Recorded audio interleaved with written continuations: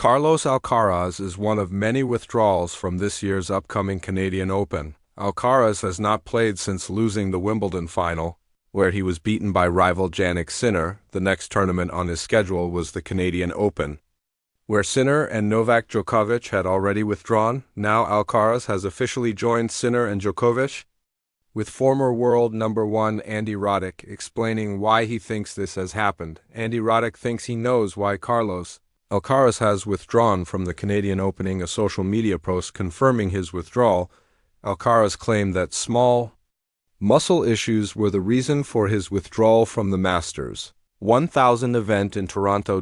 This is the second consecutive year that Alcaraz has withdrawn from the Canadian Open.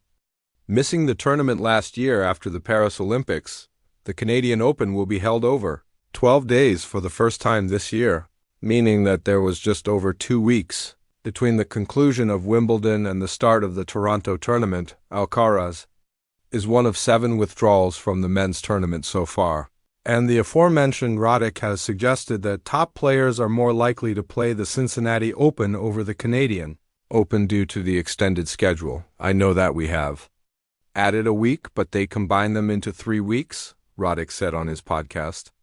I do think this is one of the problems with playing every event over the course of 10 to 12 days. It's easier to commit to 2 weeks Cincinnati and Montreal, and if you play well in one of them, then great. And then coming over weeks earlier than you were supposed to, you are seeing a general trend of everyone loading up during the clay court season, playing a bunch on grass, which they should. Something has got to give at some point. When you extend the runway further into the summer, away from the U.S. Open, I think it makes it an easier no for some of the top players who have had success recently.